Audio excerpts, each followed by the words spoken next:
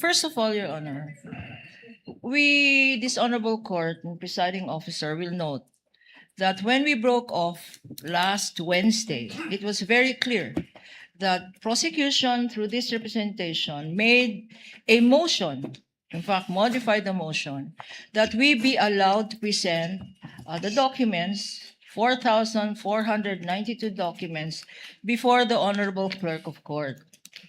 And for purposes of comparison, Your Honor, and this honorable presiding judge will recall that it did issue a directive to the parties to make themselves available on Thursday and Friday of last week, just mutually agreeing on a common time, Your Honor. Also, the clerk of court was directed to make themselves available either on Tuesday or Friday or both days, subject to a time agreed upon by both counsels for the petitioner and the respondent. Ito pong nangyari, na-indyan po kami. Why do I say that? Wednesday, we made a text message, and I have the text messages here. When do we meet? Tomorrow or Friday? Wala pong sagot nung Wednesday. On Thursday, we waited the whole day. Kailan tayo magmi-meet? Thursday na ngayon. Friday na bukas. Our witness will be on board on Monday. Wala pa rin sagot, Your Honor. The whole day of Thursday. At the end of Thursday, at the end of office hours, Thursday, Your Honor, and we have the evidence here, at 5:38 in the afternoon of Thursday, they texted, counsel for the respondent texted to say, we are available on August 14. This coming Friday, Your Honor, August 14, when napakalinaw naman sa directive ng presiding officer na mag-agree on a date on Thursday or Friday of last week. August 14, what good will that do us? The hearing is today, August 10, and they want us to appear before the clerk of court to compare documents on August 14. For what purpose, Your Honor?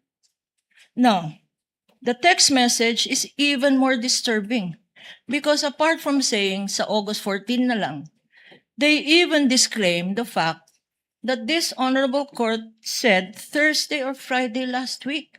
Wala naman daw sinabi ang presiding officer except to set a time, date, and time mutually agreed upon by the parties. That is bad faith, Your Honor, because sinabi ng presiding officer ang specific dates, Thursday or Friday last week.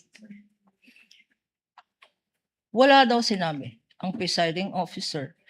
And the presiding officer will recall that you left it to the parties, Your Honor, to agree on the time but not on the dates. Now we are told August 14. The clerk of court over the weekend also was waiting for notice from both parties.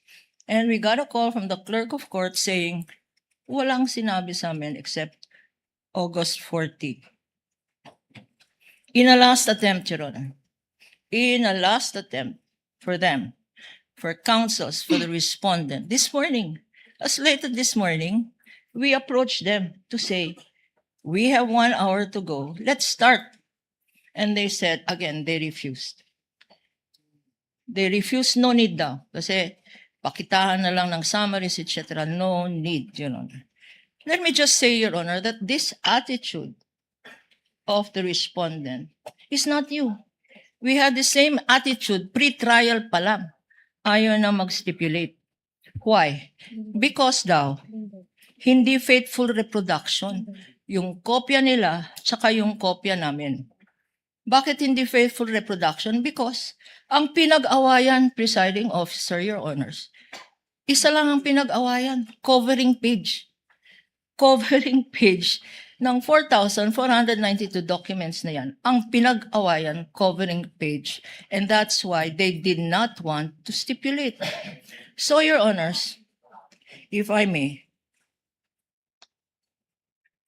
we will necessarily have to go over very briefly this witness, briefly glossing over the documents and identifying her summary, her tabulation, pursuant to the presiding officer's suggestion. And we are invoking as well Rule 130, Section 7, and Section 3C on summaries and tabulations. We will do that, Your Honor. But I have a but- question, counsel. Before I recognize Attorney Christine,